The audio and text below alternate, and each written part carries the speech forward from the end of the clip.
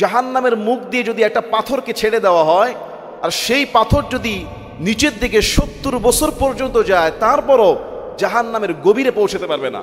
আল্লাহু আকবার! জাহান্নাম যে কত বিশাল! 70 বছর একটা পাথর পড়বে, আর এটা কোনো ছোটখাটো পাথর না।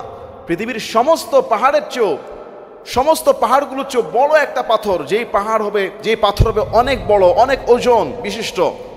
এই পাথরকে ছেড়ে দিলে কত দ্রুত নিচে পড়তে পারে, আর 70 বছর যাবে জাহান্নামের তলদেশে পৌঁছতে পারবে না।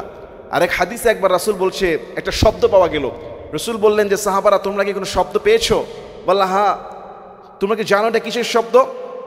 বলে, না, আল্লাহ এবং আল্লাহ রসুল ভালো জানে। রসুল বলেছে, আজ থেকে 70 বছর আগে একটা পাথর ছেড়ে দেওয়া হয়েছে, এই মাত্র এটা জাহান্নামের তলদেশে পৌঁছিয়েছে।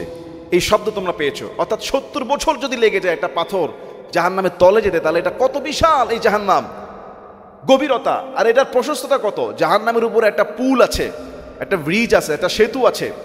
এটা কোনো পদ্মা সেতু আর যমুনা সেতু না।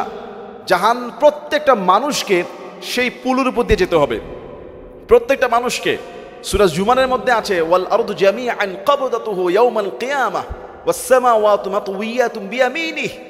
সমস্ত জমিন থাকবে আল্লাহর হাতের মুষ্টিতে, আর সমস্ত আসমান থাকবে রব্বুল আলামিনের ডান হাতের মধ্যে।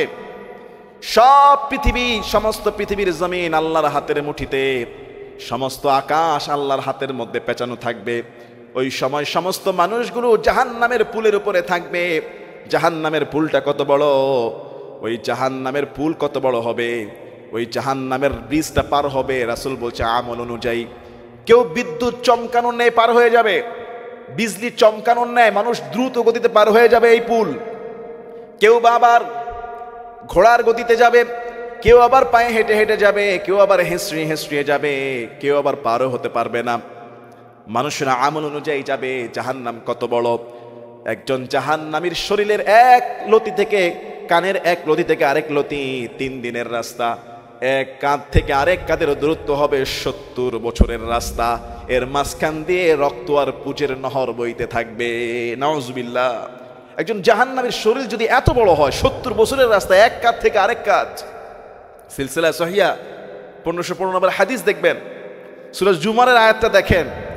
তাহলে মানুষ যদি এত বড় হয়, তাহলে জাহান্নাম কত বড়!